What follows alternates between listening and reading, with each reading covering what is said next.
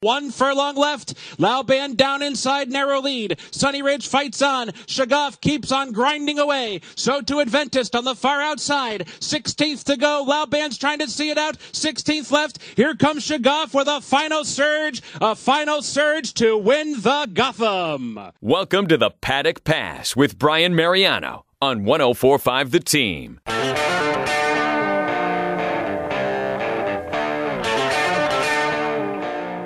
Hello, everyone. Welcome to this week's edition of the Paddock Pass. I'm your host, Brian Mariano. And on this week's show, we have a really cool game that we're going to introduce with producer Tom Guzlowski. We're going to do a little bracketology, but it's going to have a little horse racing twist to it. Make sure you stay tuned for that. Coming off of last week's performance, we had a really rough week at Gulfstream Park, unfortunately. Didn't have too many winners. We were knocked out immediately in the pick 4, so we're back this week, hopefully to gain this huge pool that's going on at Gulfstream, the 20-cent pick 6 carryovers, almost $3 million.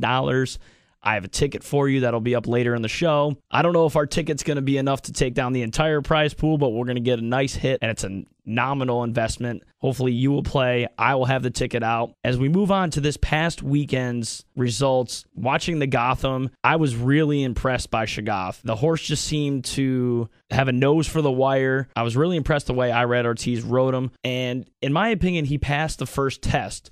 But I'm not really sure how he's going to go forward. Chad Brown says he's looking towards the wood. And Chad Brown was asked by Richard Migliore and Naira after the race, and this is what he had to say. That was sort of the plan. If we could teach him something today and possibly still win the race, as we're trying to do. He's gaining experience each start. Irad rode him terrific. Just a team effort. My crew down in Florida did a fantastic job getting him ready. My crew here in New York received him and handled everything. It's just working together is great. So Chad was really impressed on the way the horse ran, which I was as well. But I'm also interested to find out how this horse is going to jump to the next level in the wood. Can he improve from there and be one of the favorites as we looked at the first Saturday in May? I was impressed that the horse came over a huge speed bias track that day. You had to be on the lead. You had to be close to the lead. And that horse still was able to get up and get the money. Chad Brown could have a few going into the first Saturday in May, and hopefully the hometown boy can get us excited about a Kentucky Derby winner. He really has had a few the last 4 or 5 years that have had a chance, but never one that we could really lean on and say that this horse has a chance. Hopefully Shagaf is that one, and of course we're behind him here in the 518. As we move along here on the Paddock Pass, of course, I'm your host, Brian Mariano, and I have to touch on this subject. I'm upset I didn't do it last week. Jerry Hollendorfer, wherever you are, after this past weekend, Songbird is by far the best horse in training right now. You need to look at this horse for a possible Kentucky Derby run and maybe even a Triple Crown winner. This horse is that good. Jerry, come on, buddy. You're killing me. I don't know if this horse will lose at all in any of the Philly races, the Kentucky Oaks, the Black Eyed Susan. We might get lucky enough to see her run in the Alabama at Saratoga, but I just don't think Jerry's going to ship her east. But there's no doubt she's the best horse in training right now. There's no doubt in my mind. She wins easily every time she runs. So I don't understand why Jerry is afraid to take this leap. I guess you could understand if she's the best filly, why not just go out and win every Philly race that she has out there. But sooner or later, when you know you have the best horse in America, you have to take control of it, and he's not doing it. It still upsets me. Jerry, give me a call. I'll convince you, and we'll go out, get this horse a Triple Crown winner. We could have back-to-back if this horse decides that she wants to run. Unfortunately, I just don't think it's going to happen, but it should. After watching that race this weekend, she won so impressively and so easily. You could even tell in the stretch call that she could have won any way she wanted. She could have won by 20 if she wanted. But Mike Smith easing her in, leaving plenty in the tank for the Kentucky Oaks. So we'll see what happens there. I think she wins Kentucky Oaks. I think she can win all of the Philly races from here on out this season. And she'll have a run at Horse of the Year. Then there's no doubt that she's the best horse going. I wish Jerry would take a shot with her. I just don't know if he will. Somebody's got to give me his number so I can give him a call.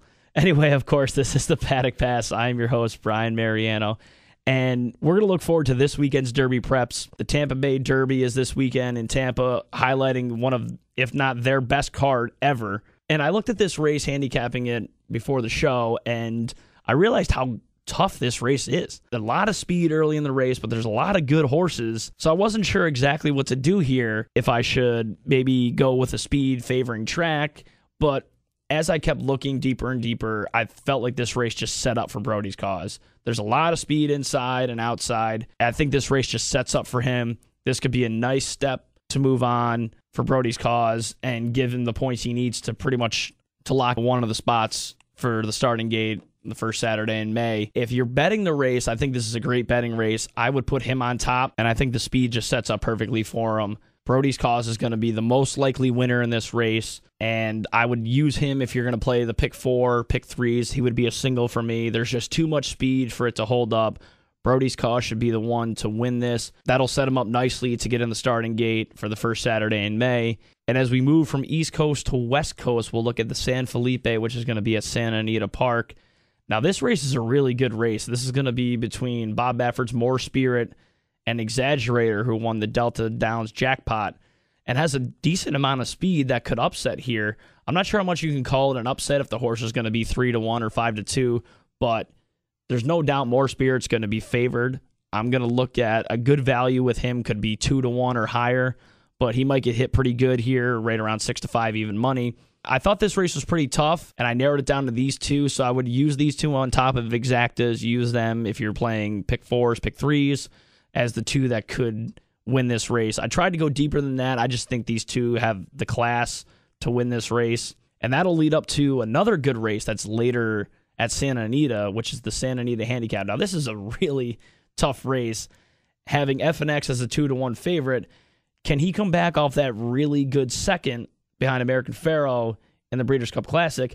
I'm not sure. I'm not sure exactly where to go here. I think he's a very vulnerable 2-1 favorite. This race can go a lot of different ways. If I'm going to play it, I'm going to go with a little bit of an outsider here. I'm going to look at the number 7 Hard Aces. Now, I've been on this horse for a while now, and hasn't seen the winner's circle in a little bit, but I think this could be the spot for him. I would use him in Exactas. I'm not sure if I'm going to use number 8 Imperative or not. I just don't think that horse is really ready. I'm going to look at boxing 3, 4, 5, and 7 in an Exacta here. Hopefully we can get Hard Aces up and maybe make a price for an Exacta play. I really looked at Donworth. General A-Rod could be flying late to grab a piece at maybe a higher price than 4, 5-1. So I'm going to play in the Santa Anita Handicap. I'm going to box 3, 4, 5, and 7 as a price play. FNX, if he has the lead at Easy League, could be tough to beat, but that's going to be my play in the Santa Anita Handicap, which is race 10 on Saturday at Santa Anita.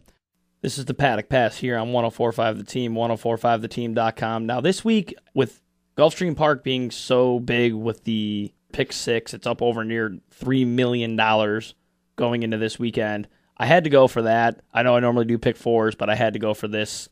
And I made it a very affordable rate. It was only $28.80.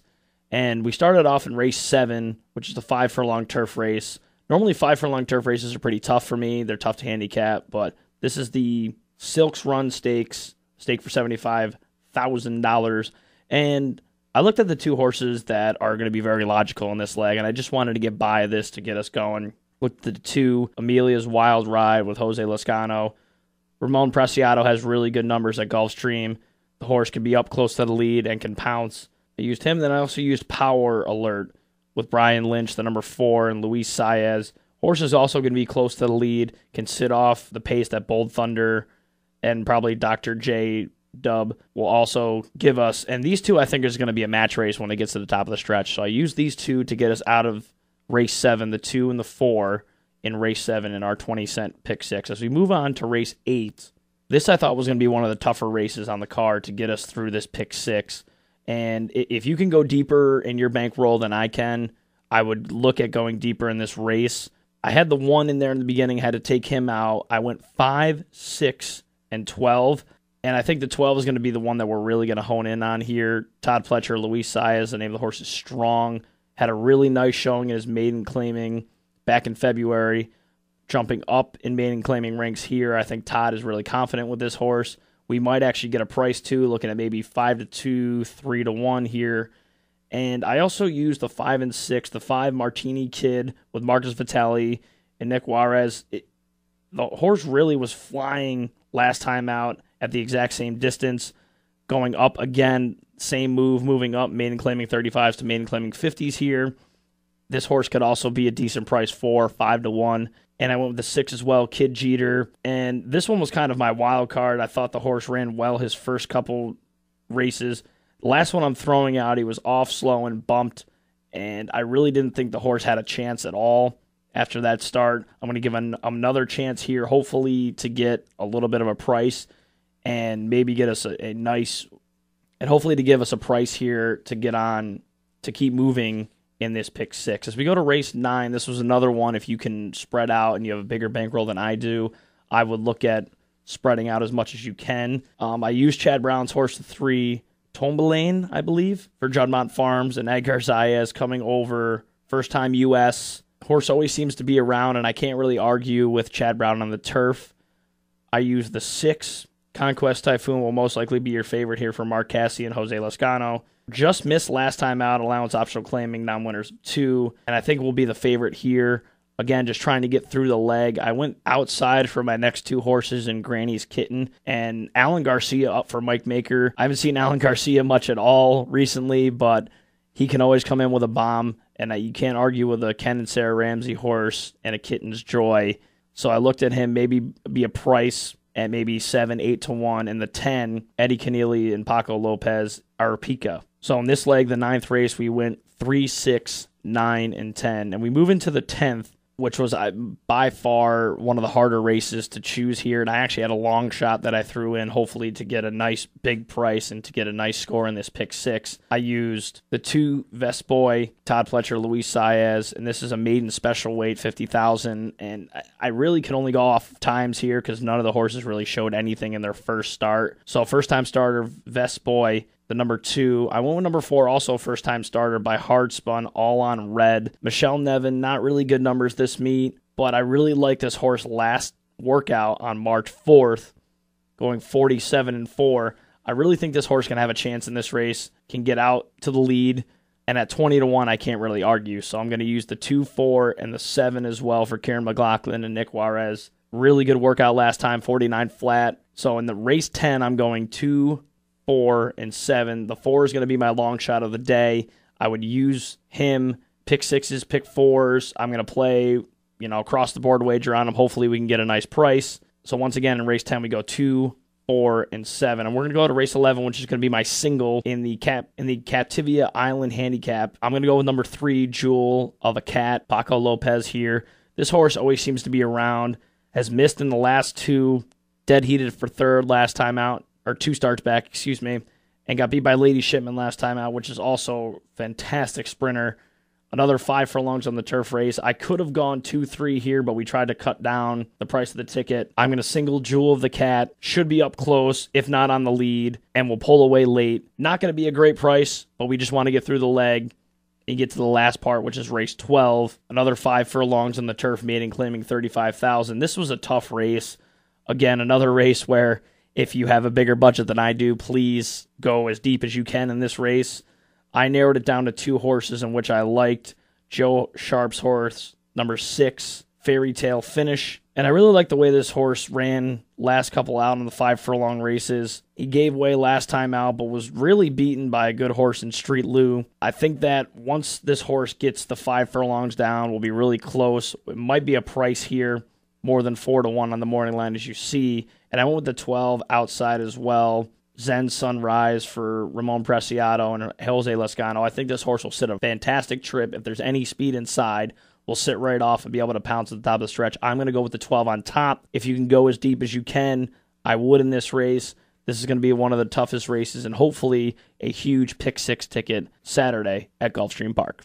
1045 The Team, 1045theteam.com. This is the Paddock Pass. I'm your host, Brian Mariano, and we're joined right now by producer Tom Gozlowski. Hello, thanks for having me again. Yeah, man, glad to have you here. We're going to talk bracketology, but with a little bit of a twist. All right. We're going to do, I created a bracket. It's going to be on 1045theteam.com, and we're going to talk about who is the greatest horse of all time. Okay. So I created a bracket, 16 horses.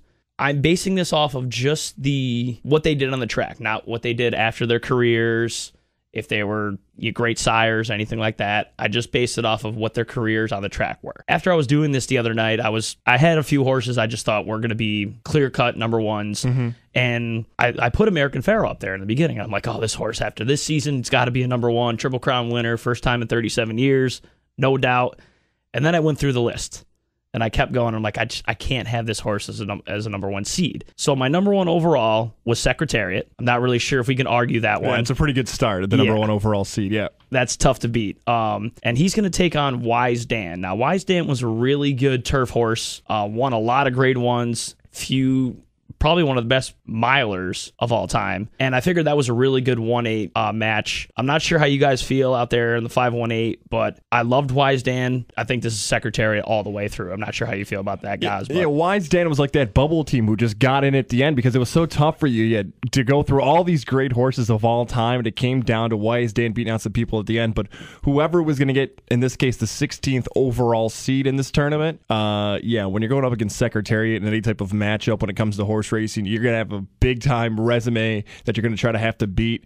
Wise Dan's a great horse, no doubt about it, but one-on-one, we're comparing these two horses. Secretariat gets the win here. Yep, so let us know. Hit us up on Twitter. I'm at 1045 Mariano. Tom Gozglowski, what are you at, man? At Tom Goz, TOMGOZZ. There you go. Hit us up on Twitter. Let us know. Use the hashtag BestHorse, and then we'll take your votes throughout the week, and we'll push these through on the bracket. I'm going to put it up online at 1045theteam.com. You can choose up there as well. Our next matchup was probably one of our best, was the 4-5 matchup in that side of the bracket, which was Native Dancer versus Citation. What were your feelings on this one, guys? Yeah, Native Dancer, a really good horse, won 21 of 22 career starts. Almost perfect. Almost Floyd Mayweather Jr., Rocky Marciano. Like, how could you bet against a horse that only lost one race? But then you look at Citation, the first horse ever to win 16 consecutive starts. So really close back and forth here.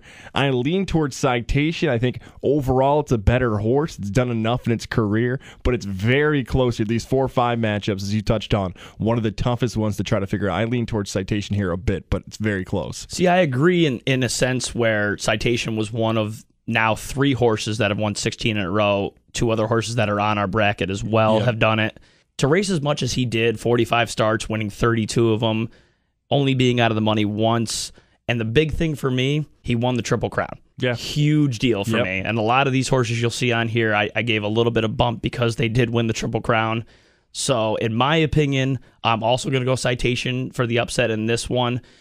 And let us know who you think on this one. This was one of the hardest ones as I put this bracket together that could create some sort of drama. I mean, I could honestly see this horse going a while in this bracket, but you never know.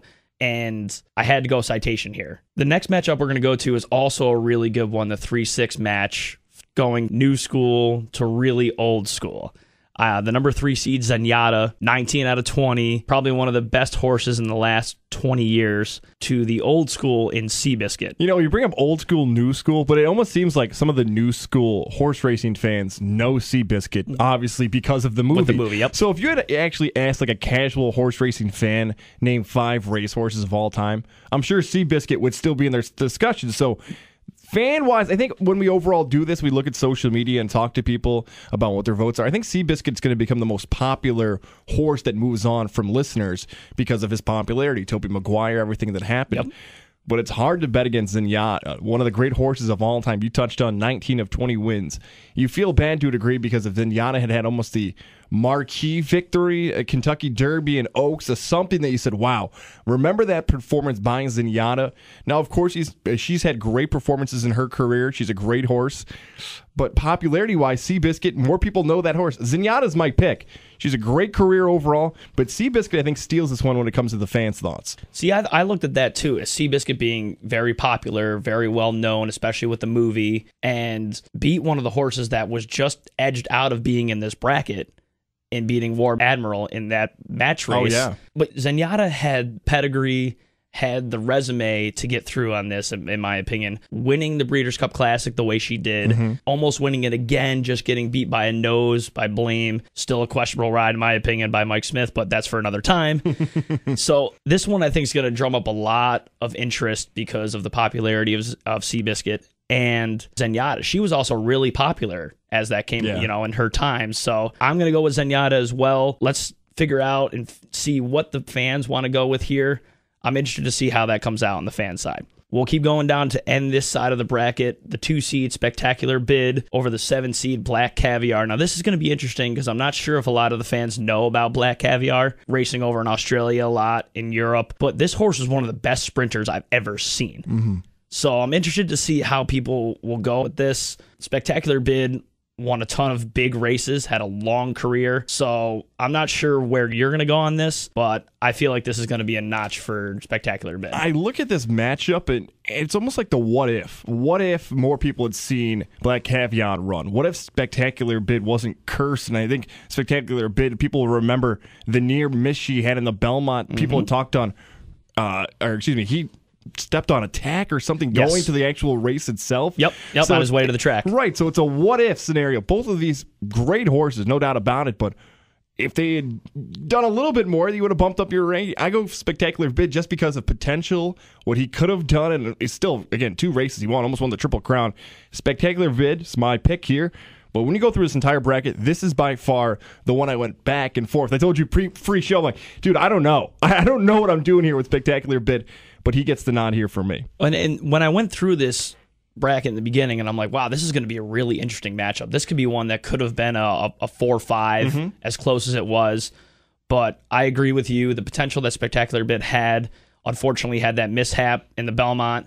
But I think overall resume will reign true here and go with Spectacular Bid. This is the Paddock Pass here, 1045 The Team, 1045theteam.com, joined by producer Gaz, going through our horse of all time bracketology here. We're going to go to the other side of the bracket, our other number 1 seed, which was close in my opinion, but once I looked at the resumes, it wasn't very close at all. Number 1, Man of War. A lot of people I don't know will know about this. Maybe the old timers that listen to the show will know about him. Up against the 8 seed, Rachel Alexandra. Where are you going here, guys? It's a he versus a she. Rachel Alexandra, the dominating performance she had in the Kentucky Oaks when she ran. She also had that impressive run in the Preakness where she takes down Mine. That bird, Calvin Burrell, hops off her. But Man of War, this is like a bad coach. I look at Man of War as, and you know what I'm talking about. Horse racing fans know because the owner of Man of War said he hated to run in Kentucky, doesn't run Man of War in the Kentucky Derby. He goes on and wins the Preakness in Belmont, but he could have won the Triple Crown. He just didn't have the opportunity because of his owner. Man of War, a great horse, but the legacy, his career could have been brought up by so much more if he just won the Derby. Man of War is the pick here, but Rachel Alexandra, one of the great horses of all time, no doubt about. And that's, after looking back at the resume and reading up on that, this horse could have been overall the number 1 overall seed in this bracket if that were to happen. It's unbelievable that, unfortunately, that happened to him. And then you go back and watching Rachel live like I did a few times at Saratoga after she won the Woodward the way she did. It was so hard to leave her off this bracket, and I just couldn't find any other way to put her higher than she was as an 8 seed. A great horse, a great filly. She won all around America, but I agree here, this is Man of War in a landslide. I just don't think Rachel has enough to take him down. Another really good matchup here, the 4-5, is going to be Seattle Slew, the 4 seed, against the 5 seed Count Fleet, both Triple Crown winners. Where'd you go here? I go with my heart on this one. Sometimes it comes down to that when you're doing your bracket. You might pick your favorite school. You might pick your favorite team. This is a situation where I grew up with my grandparents and had an opportunity to go watch Seattle Slew run. They talked about how great Seattle Slew was, what the moment was like. So growing up, the mystique of Seattle Slew for me was always up there. Sure. So when you win the Triple Crown, when your grandparents watch Seattle Slew run, it's hard for me to go against it here in such a tight matchup with Count Fleet, as you said, another Triple Crown winner. But the sentimental pick is Seattle Slew for me. I take Seattle Slew in this matchup. See, I went through this talking with my father and him talking about seeing Seattle Slew when he was younger. And I agree, this was a great matchup, both Triple Crown winners. Watching Seattle Slew win the Triple Crown on tape was one of the better Triple Crown winners I've seen. And then to be able to look over the career of Count Fleet, yes, did win the Triple Crown, but had a really slow start to his career, didn't really take off, and then once his 3-year-old year came around, he was unstoppable. I'm going to lean towards Seattle Slew as well, but this one's going to be a lot closer than I think we believe it could be. Seattle Slew is my pick, but I wouldn't be surprised if Count Fleet came through on this one. As we move down the bracket, it's going to be the 3-6 matchup of Kelso versus Affirmed. And I thought this one was going to be pretty close as well because the 6th seed Affirmed is another Triple Crown winner. Kelso had a great career. I'm not sure where I'm going yet. Where are you going? See, this makes it fun because Affirmed, because of the mystique around the rivalry with Alydar, makes this back and forth. Affirmed, Alydar, people remember that rivalry they had. And when you have someone that makes you bird and magic, when you have that rival, it elevates your career.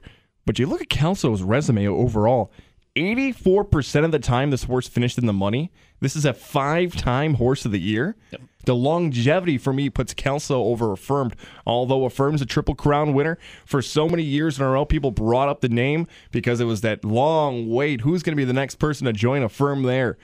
Alydar Affirmed made horse racing great, but Kelso's resume is just flat out better. The longevity gives me Kelso over Affirmed in this matchup. If you look at the resume, exactly, Jockey Club Gold Club winner 5 years in a row, won the Woodward 3 years in a row, the Whitney 3 out of 5 years. I mean, the resume just speaks out. 39 for 63, almost $2 million in a time where no horse won $2 million.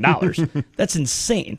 And then you Affirm and Alydar, just listening to those legendary calls for the Travers and in the Belmont. This really reigned true to where it could be a 6 knocking off a 3. As I went through the resumes here, I could not have Affirm over at Kelso, though. Yeah. I thought Kelso, after looking at the entire resume, had to go through. And I think this is going to be a threat to our next matchup, which is the 2 seed American Pharoah versus the 7 seed Cigar. Both had great seasons. One had a longer career. Do we see an upset here at all?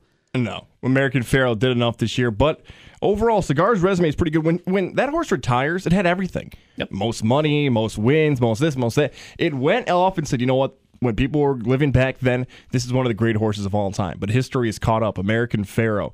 Yes, there's some hoopla around, obviously, the Triple Crown win, but before American Pharoah, there was a time where a lot of horses were able to get it done. There were horses before American Pharoah, as much as some people try to forget that had gotten it done. Cigar's a really good horse, but American Pharoah won all the big races, except maybe the Travers Stakes that you and I were both at. Besides that, I push American Pharoah on. A lot of that because of that Belmont performance as well. One of the second best times of all time, just behind Secretariat. I put American Pharoah moving on in this bracket. Oh, I agree. That's one of the... You're never going to forget that moment. No. Us, as we get older, never going to forget that moment at Belmont. Now, I have a lot of friends that are huge Cigar fans. That season the actual in 95, cigar they smoke, or... Well, that's for here nor there. That's most likely both. But either way, this, I think, was a battle of who had the better season, because Cigar had a longer career, and American Pharoah obviously off to stud now. Cigar had one of the best seasons in 95, that legendary call by Tom Durkin winning the Breeders' Cup Classic.